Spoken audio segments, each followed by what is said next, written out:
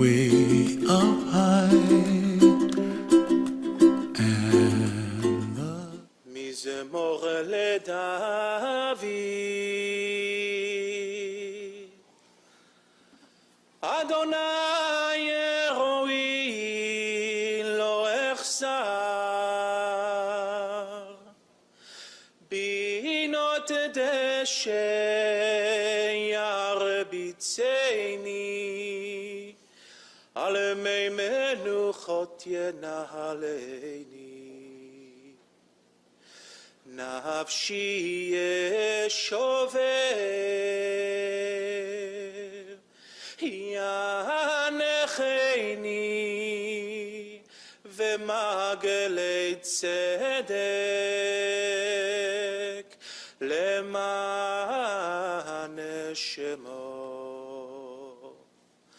Gam ki elech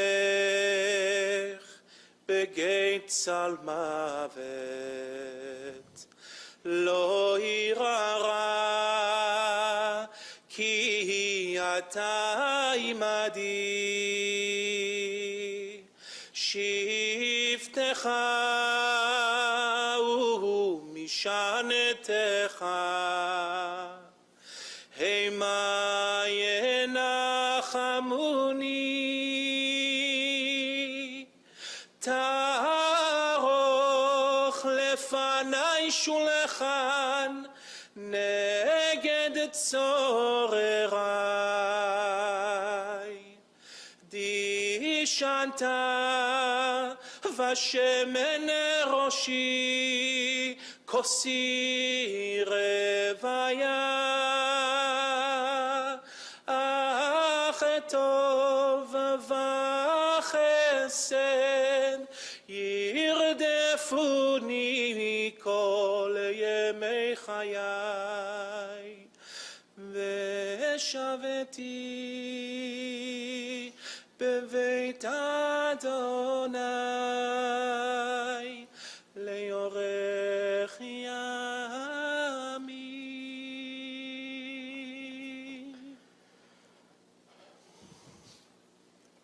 On the 6th of February, on the 15th day of the month of Shvat, the Jewish holiday of Tu B'Shvat, a day marked on the Jewish calendar that celebrates the earth, the tree, its fruits, that brings reverence to nature and a love for it. At the age of 70, Michael Chaimberg, Menachem Zelig ben Tzvi Hirsch, returned his soul to his Creator. And I want to take the opportunity to thank everybody that came out today. Because though we're here to console and be here with the family, I speak with confidence in knowing that each and every one of you are an extension of his family. We are here today to speak words of truth and tribute, to learn from the strength of this life, the bravery of the soul. And in doing so, I would like to call up what he would call his diamonds, his kinder, who have surrounded him with love these past weeks. As we will hear from Adam and Noah, Lorne, Jordyn, and Matt. And they will be followed by his best friend, Doug Mayoff. I would like to ask you to please give them your utmost attention.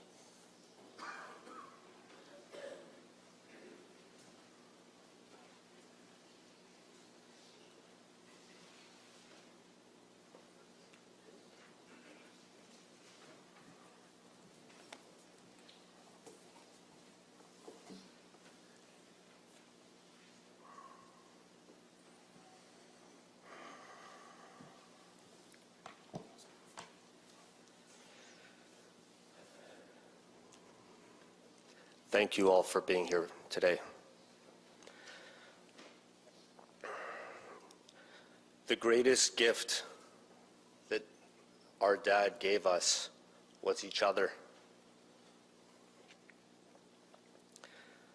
When my siblings and I sat down with the rabbi yesterday for guidance about this speech, he said that a lot of people use this moment to speak to their loved one and say anything that they need to say. But in our case, we were really uniquely privileged because we spent the last week having those conversations directly with him. We got to tell him how much we loved him. We got to experience a new level of love, respect, and understanding for him and each other that we never thought possible. He gave us a beautiful gift. So today we'd like to share some life lessons so many of us learned from our dad. One of our father's favorite sayings was, "They said it couldn't be done," followed always by his trademark smile. Rebounding after bankruptcy to build an empire. They said it couldn't be done. Well, he founded Artissimo Designs in his 50s. Leaving the hospital after major surgery and rebounding to gain 30 pounds and kayak every day. They said it couldn't be done. Meanwhile, our dad was eating 25 egg rolls and kayaking from dock to dock on Manitou, waving to every friend. Children from different marriages, being each other's closest allies, supporters, and confidants. They said it couldn't be done. Well, here we are, the Chaimberg Five, our own unique squad of love and different personalities and same exact smiles and never-ending support.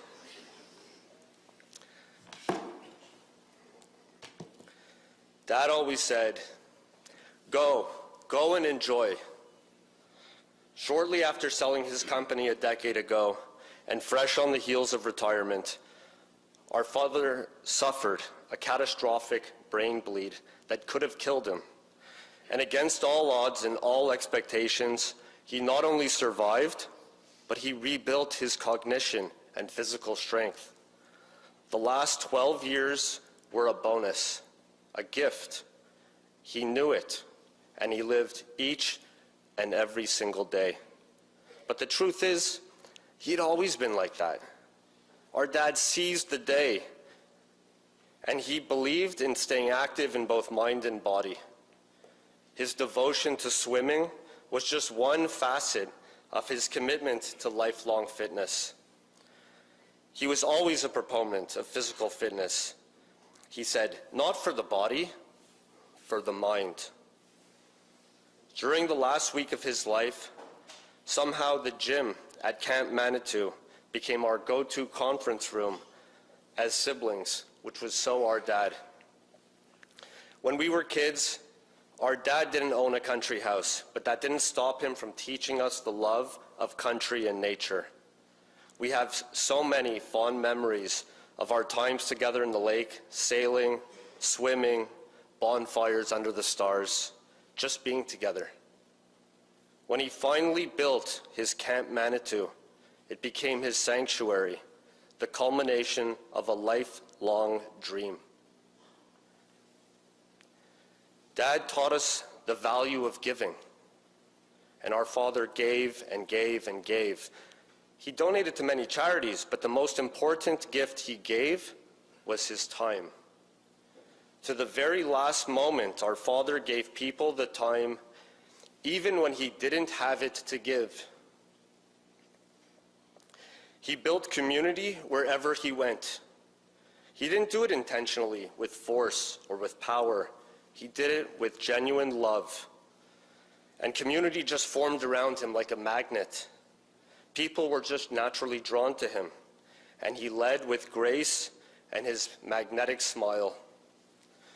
Whether it's the people around the pool in Florida, or the people on the beach in Jamaica, or the person working at the window of a Tim Hortons, he had a way of making each person feel special.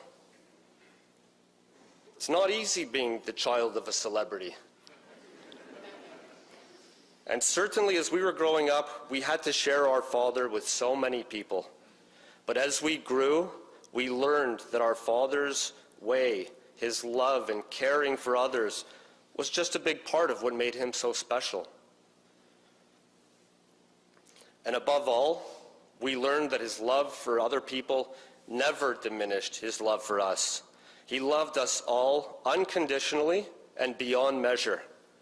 He never had a favorite, except sometimes Noah.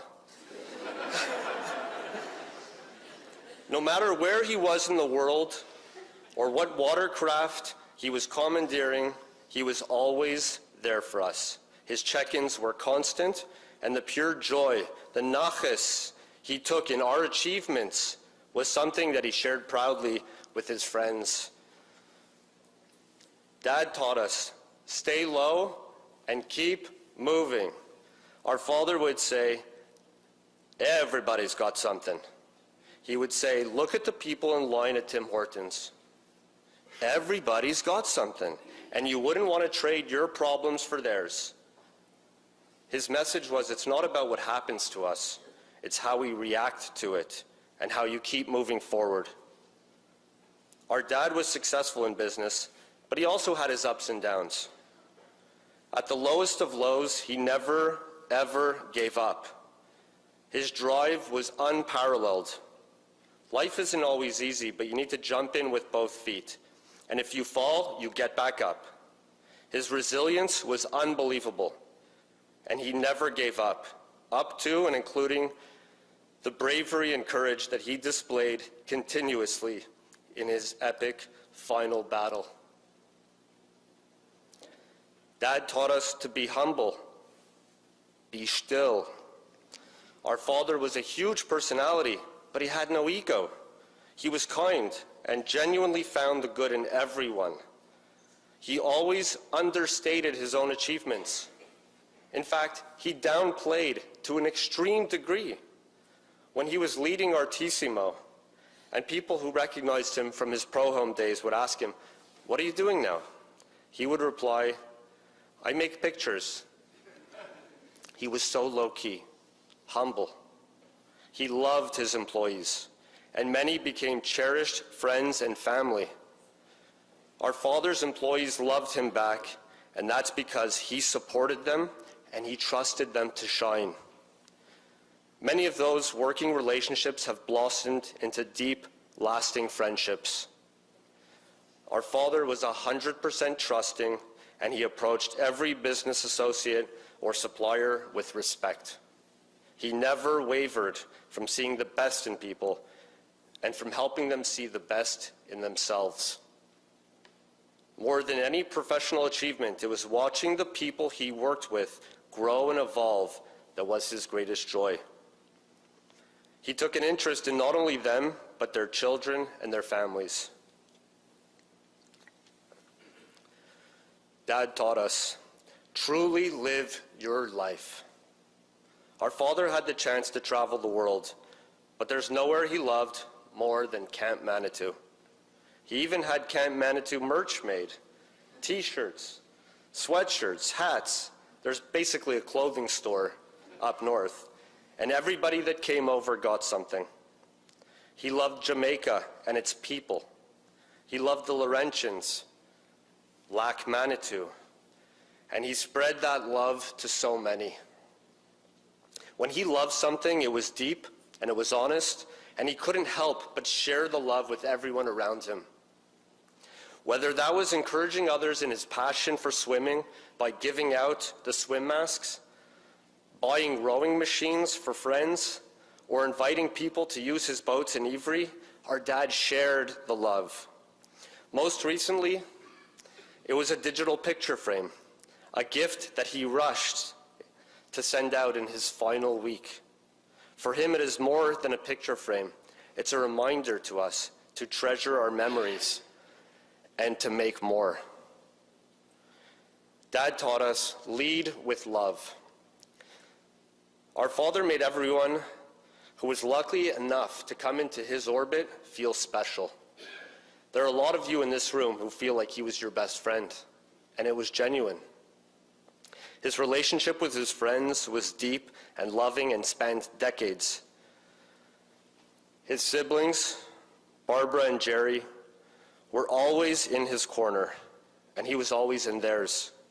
Their love, support, and their extreme devotion for him in his toughest days serves as an inspiration for us all. In his romantic life, he loved deeply and fully. We are so grateful that he has his Celine, who brought him such love and light during the last year of his life, and who cared for him with such selflessness and grace. He loved his grandkids beyond measure, and nothing made them happier than going over for a swim at Zaida's house on Circle Road or spending time up at Camp Manitou. When they were little, he would swing by before bedtime with a little gift and a smile. And as they got older, he relished sharing his great passion for the outdoors, joining us for skating or whatever activity they were into at the time. He was the Zaida who let a 2-year-old drive the boat. Shh, don't tell the mayor. I think he's here. And who swam with them in the lake until they got tired, because he never did. As a parent, he was non-critical. He was our business advisor, our therapist, and our ultimate cheerleader.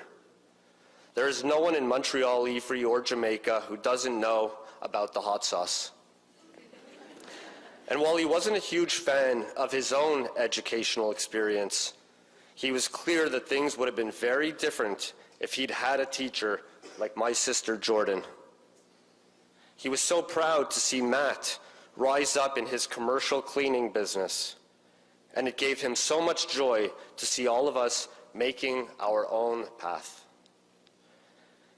He always loved our spouses unconditionally. He never pushed educational or career goals on us. He never judged. He coached. Us being safe, healthy, and happy, that's all he cared about, and it came from a very pure place in his heart. Even when he couldn't speak, he vocalized, "I love you," using all of his strength because he knew we needed to hear it aloud one last time. We want to thank all of the doctors, the nurses, the caregivers, the medical professionals, the friends, the supporters, and everyone, too many to name, who did everything in their power not only to make our father healthy, but then to make him comfortable.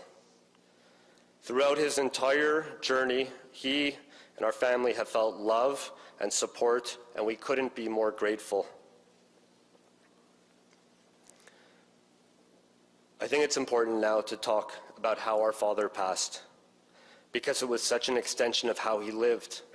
Strong, resolute, incredibly brave, and always thinking of others. He gave us a gift that we will treasure for eternity. His generosity and selflessness extended right until the end. He fought a good fight, but he was ready to go, and he gave us the time that we needed to let go of him. In the last week of his life, he woke up every morning with that huge signature smile on his face, and he wore it the whole day. He laughed with his siblings. He danced with Celine. He consoled friends, and he basked in their love.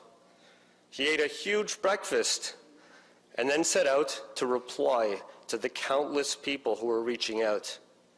Certainly no one expected him to reply, but he did. To everyone that he could, he was responding with words of wisdom and with love, and telling people that he's going to be there for them. And even though he was so weak, he gave other people and us such strength. You'd think sitting a sort of living Shiva for someone might be really hard, but it was a beautiful and unique gift he gave us to work through the emotions of losing someone as special as our dad, and to have him do it as our guide. We are eternally grateful for the gift that he gave us, and we will treasure it the rest of our lives.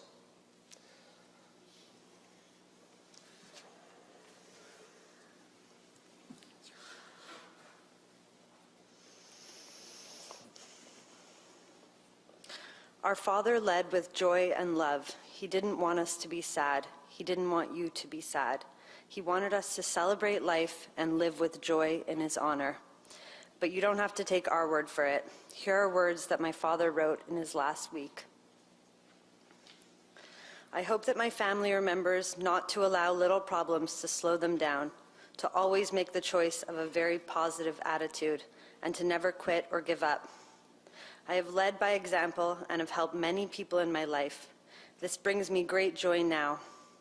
I'm looking forward to being out of pain and suffering. I'm sad that I will not be around to watch my kids grow, to walk Jordyn down the aisle. But this sadness is replaced with a feeling of gratitude, of how lucky I've been to live such an amazing life. I'm filled with so much joy in my heart. A few more days to be surrounded by loved ones, more for them than for me, and a chance to say goodbye and gently pass. Or we could go ski doing. If you really think about it, and if one can choose how you want to pass, I cannot think of any better way to go. I feel very grateful and joyous today. I am so damn lucky. Dad, we love you. We'll miss you. Have the best swim.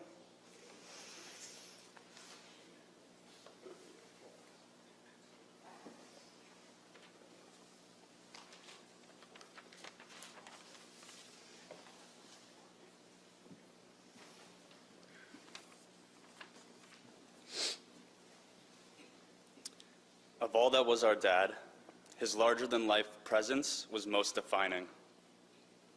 It was all you needed.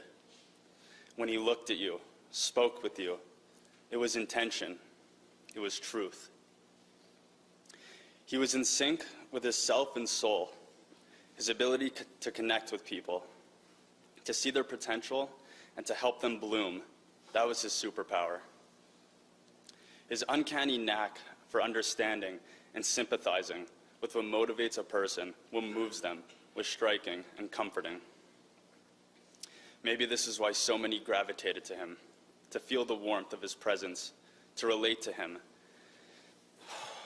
and most of all, to feel like they could believe in themselves. To be sharing time with him was magic. When you spoke to him, you not only felt embraced and understood, you felt the radiance of a summer sun gently resting on your smiling eyes. Dad had a passion for people, for their stories, their dreams, celebrating them, encouraging family and friends, new and old, to not only speak their truth, but to sing it at the top of their lungs, to live it with pride. He immersed himself in the present, moving forward with gusto, appreciating and savoring every moment. He didn't trudge, look back, or dwell. He pushed through time, encouraging us to keep up, do our best, smell the grass, smell the roses, and marvel at the beauty of life. He refused to let anything slow him down, much less stop him. But he never missed an opportunity to greet a passing butterfly with a "Hi, Ma." Till the end, he was himself, ever present for those who needed him, ready for the next chapter, his diamonds, his siblings, and his Celine by his side. In those last days, he coaxed us from our comfort, out of our desire to keep him, guiding us towards a celebration of the freedom that meant so much to him. When his time came, fearless and ready, he walked the well-worn path through the woods of Camp Manitou to the boathouse, settling into his kayak, steady and confident as ever. He turned back to blow us a kiss before paddling off somewhere over the rainbow. Dad, we will do our best to do our best. We know you'll be there. We love you forever. Now go and enjoy.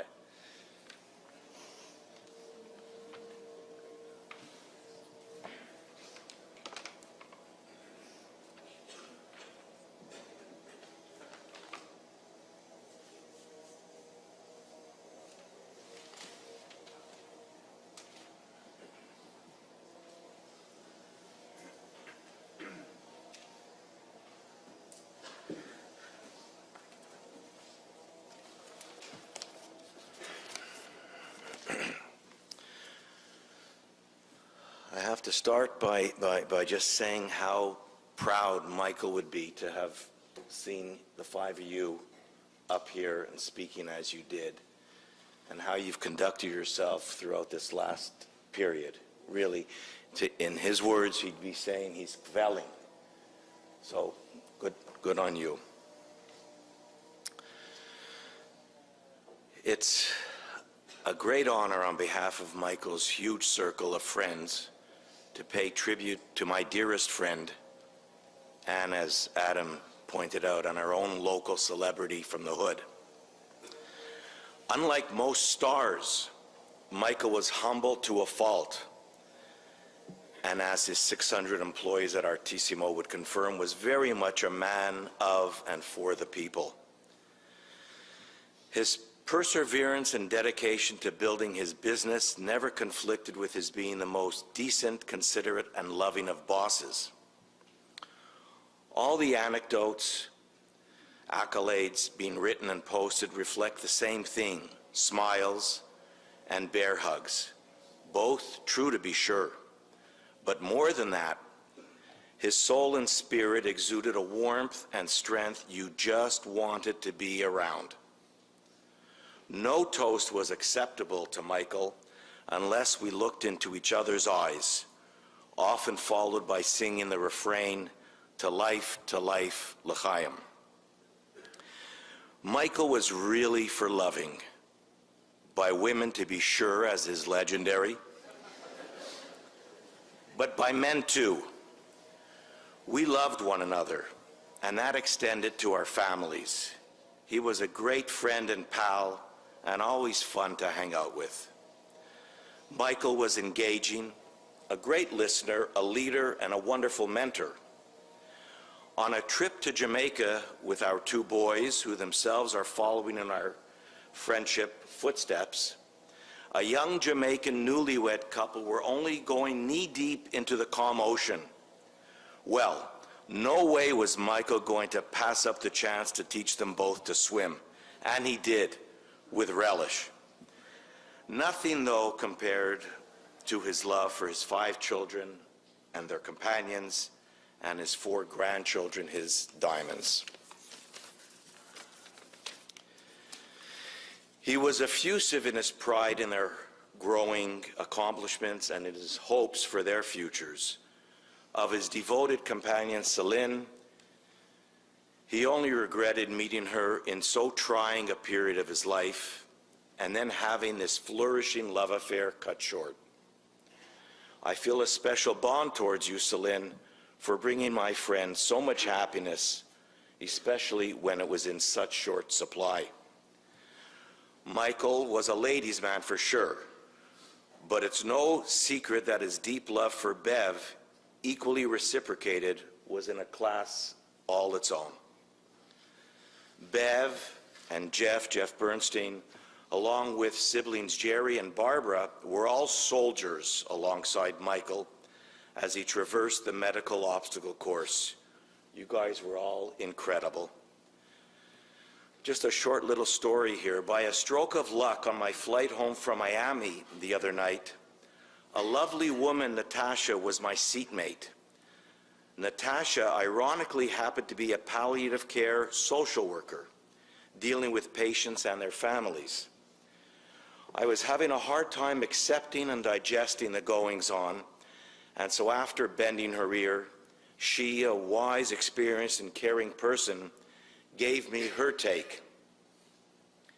Michael, she said, was in a peaceful space and concerned not with stretching out his life for a few days or weeks longer, but rather, after having fought so long and hard, he was, in his last week, focused on how he hoped to be remembered, for partaking vigorously in not only the beauty, but also the battles of life.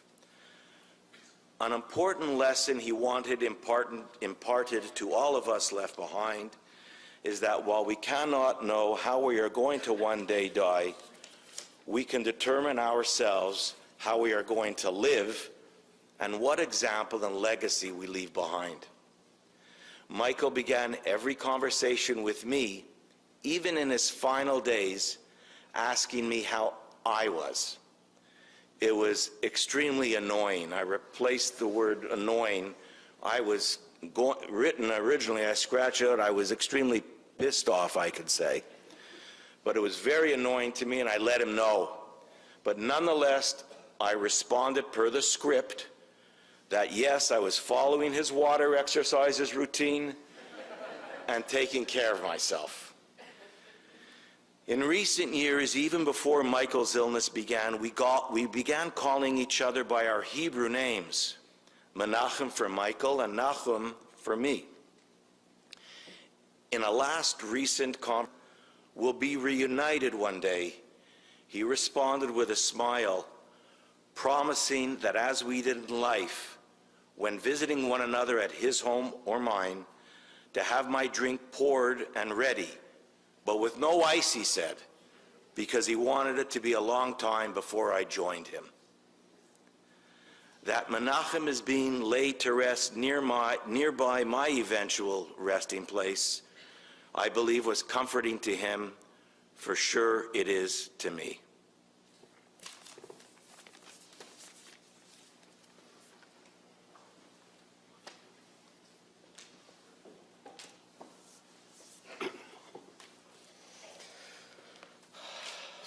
Wow.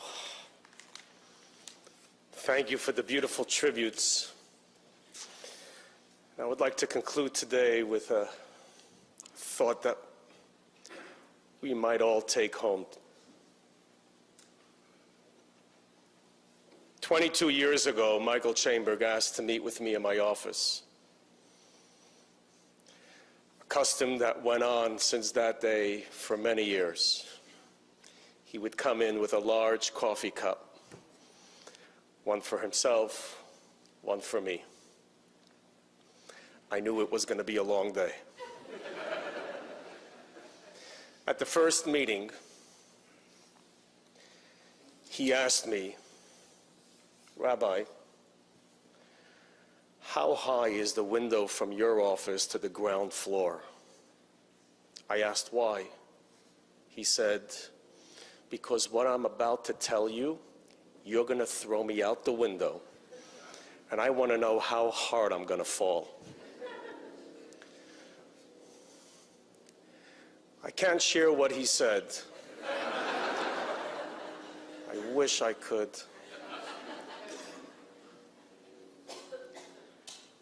But I'm going to tell you that Michael Chaimberg was the craziest soul I have ever met.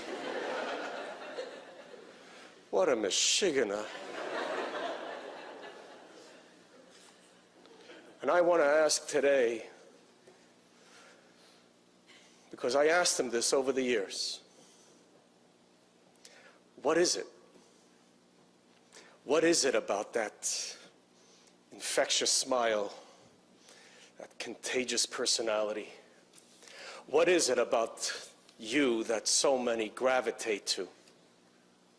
What is it about a man who struggled pro-home, battling the Home Depots and the Renault Depots and trying to be innovative until that picture in the Gazette, his hands over his head, going bankrupt. At the age of 46, moving in with his two sons, a rent being paid by his ex-wife. What is it about a man that could strap up his boots and start all over again in an industry he knows nothing about, and as Adam shared, somehow build an empire? We're like, Adam, you express so beautifully. And Michael would say, Rabbi, the stars just aligned. And in the blink of an eye, with hard work, his mazel changed. 600 people working for him, who loved him, who cherished him. What is it about this man that I've been struggling with these last days that made him tick? Michael wrote me a few days ago, I wish I had more time. as I would have written a book of teachings, how to live a positive life by working with the one thing in life that we can control, and that is our attitude. So he didn't get to write the book, but I would like to share some of his chapters. Because I've asked this question this past June when I stood with Jordyn and Ryan in a pop-up chuppah on an Erev Shabbos, where Michael said, no, we're not pushing off this wedding. And I want you to all know that on a day of which there was no music or no flowers, there was no caterer, there was no band, all there was a chuppah, a homemade challah from Liba, and a bottle of scotch. And Michael insisted, Rabbi, please do not make the day about me. It's about Jordyn and Ryan. And I didn't. But under the chuppah, with a cup of wine, I went over to Michael, who was sitting in the corner of the sanctuary, and he had the opportunity to bless his children with one of the Sheva Brachot. And even though they just placed a peg and a feeding tube, and he was in pain, and I know he was, but he put up a smile. I want you to all know that that wedding, to me, in my 23 years of being a rabbi, was one of the most moving, spiritual, joyous, uplifting chuppahs that I've ever experienced. Because somehow, if Michael Chaimberg is in the room, you don't need the flowers or the band. You don't need the decor, the peripherals. There was a joy, a spirit like no other that he brought to the table. And I want to know today what that was, what he would have written in that book. And I will never forget that even after he became a very wealthy man and he succeeded, every time he would come to the synagogue and make a donation and give his credit card, this is how he behaved. And they're processing the card, and Michael will go like this, dear God, please let it go through, let it go through.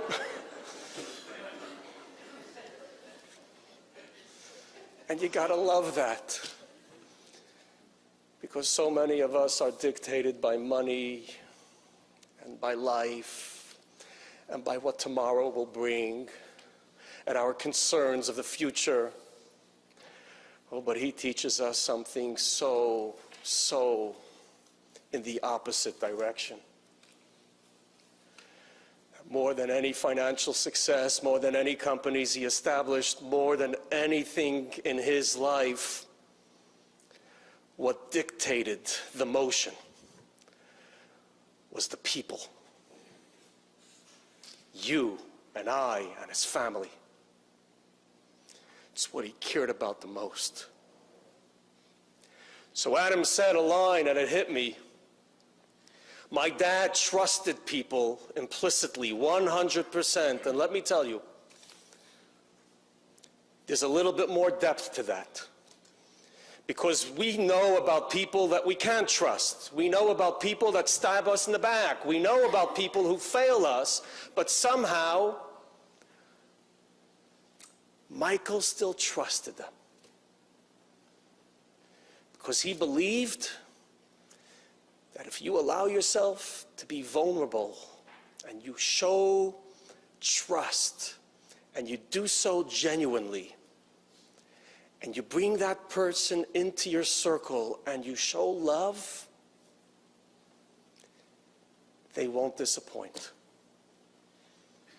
It's not that he trusted people 100%.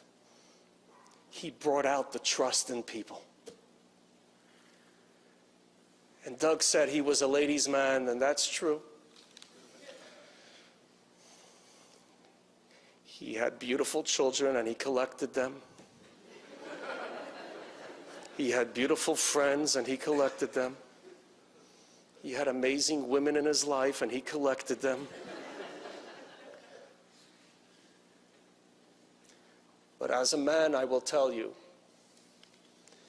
he was a man amongst men. Because he taught us all that to be a man is not about apathy, distance, strength on the outside. No. Michael taught us all how to drop the defenses. He taught us how to hug, how to kiss one another, man to man. I'm not advocating anything here, just the idea that you could be affectionate to another man. And I think we men loved him for that. Because he taught us to be a man is inner strength, persistence, resilience.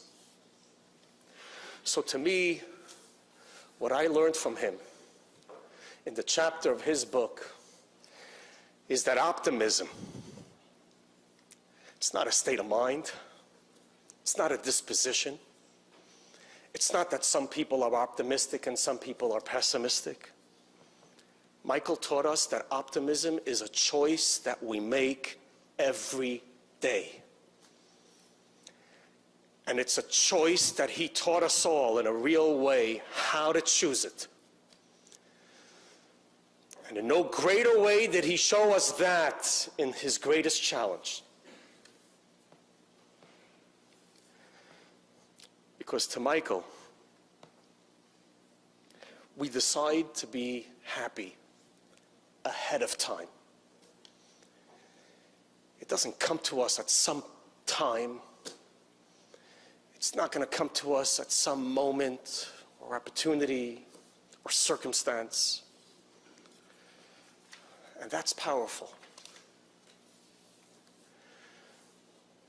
And I love what his cousin and lawyer Bev Chaimberg shared with me. And I kind of knew it because I heard it from others, that when he had Artissimo prints, Michael had this thing, because he had this love for the underdog. He would bring in special needs people,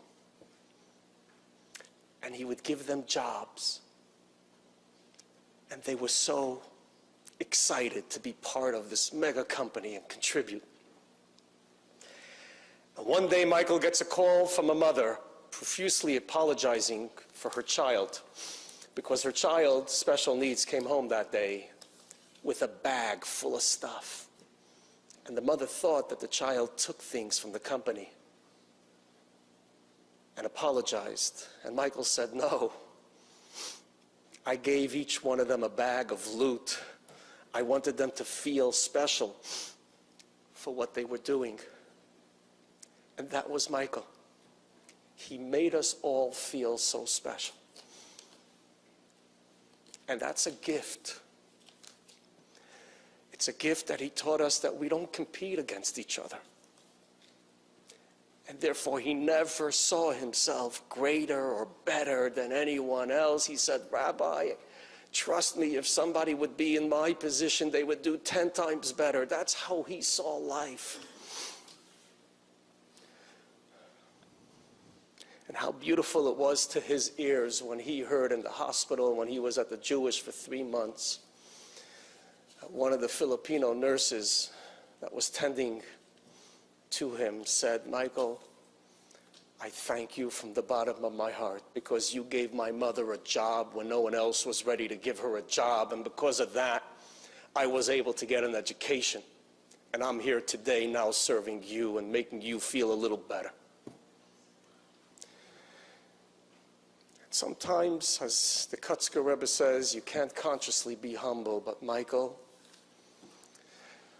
the good that he did in life came boomeranging right back to him. And he taught me that struggle is proof that you're not conquered. that in the sailing of life, the waters are not always calm, that you will come across storms, but if there is resistance, oh, struggle through it. Because it's within the resistance that we build character and endurance. So to me, I see Michael, I see him swimming in that lake like a loon, like a fish, swimming in that pool in his home with that resistance coming out. Because in the end, the water, its role is resistance. In the end, he had no resistance at all. He glided. He glided right through it all.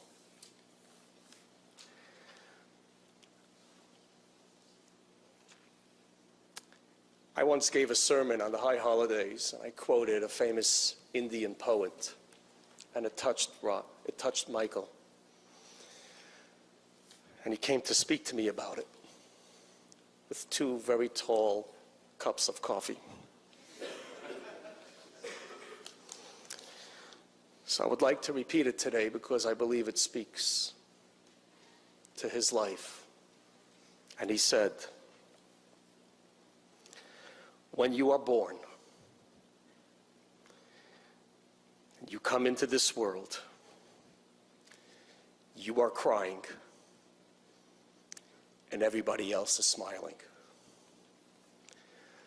Live your life in a way that when you leave this world, you're smiling, and everybody else is crying. I'm going to miss his smile.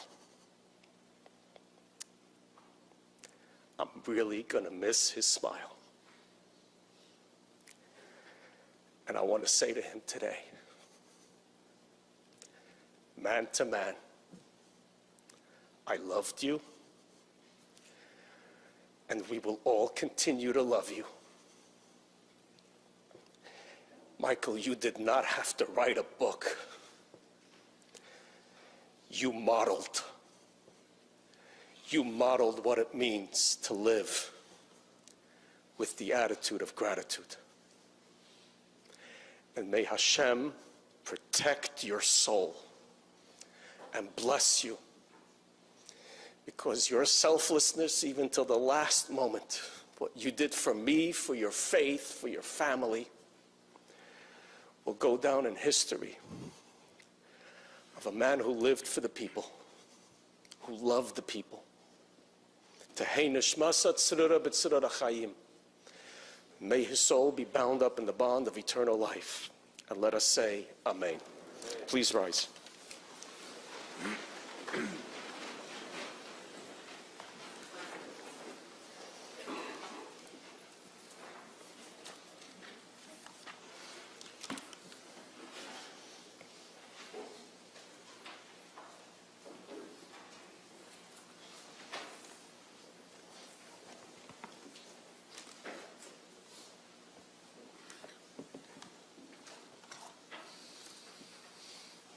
El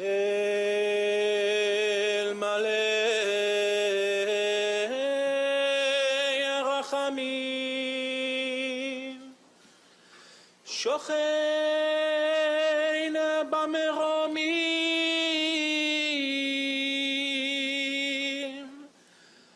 hametzeh menucha nechona ale kanefei השכינה במעלות קדושים וטהורים כזוהר הרקיע מאירים ומזהירים את נשמת מנחם זלג בן צבי הרש שהלך לעולמו בעבור שאנו מתפללים בעת אזכרת נשמתו בגן עדן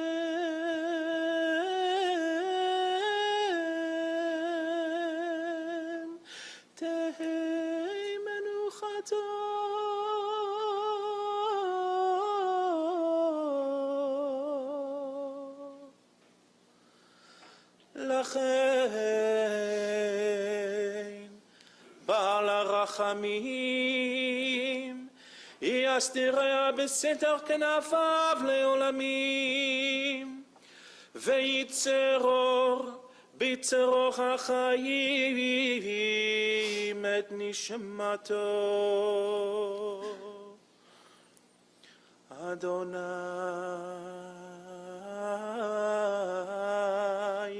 הוא נחלתו וינוח בשלום על משכבו ונאמר אמן. Let us pray. On behalf of his children, Adam and Noah, Lord, Jordyn and Matt,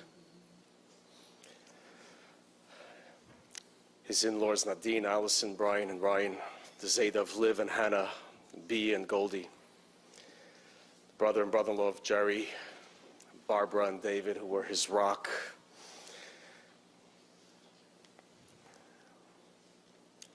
Bev Chaimberg, who's been amazing to him. He was so grateful. Invoking the name of his parents, the late Gertie and the late Harry, the uncle of John and Jake and Emma,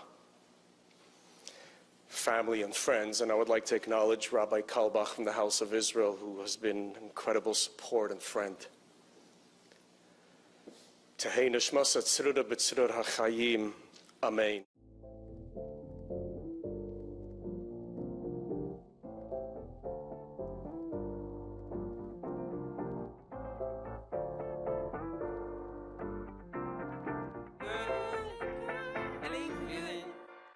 Hey, feeling good, like I should.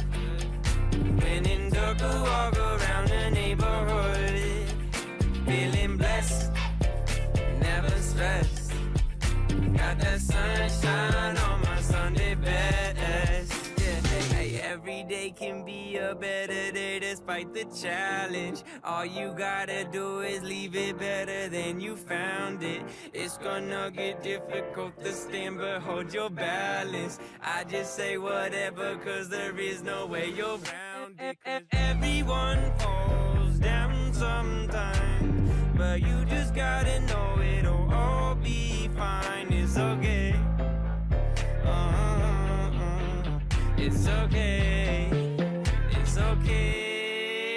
Hey, feeling good, like I should.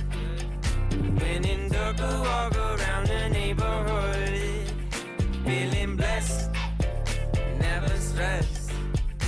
Got that sunshine on my Sunday best. Hey, some days you wake up and nothing works, you feel surrounded. Gotta give your feet some gravity to get you grounded. Keep good things inside your ears just like the waves and sound it. And just say whatever, cause there is no way you're grounded. Everyone falls down sometime, but you just gotta know it'll all be fine. It's okay. It's okay. It's okay. Hey, feeling good, like I should. When in dark, I walk around the neighborhood. Feeling blessed, never stressed. Got that sunshine on my Sunday best. Hey, feeling good, like I should. When in dark, I walk around the neighborhood. Feeling blessed, never stressed. Got that sunshine on my Sunday best.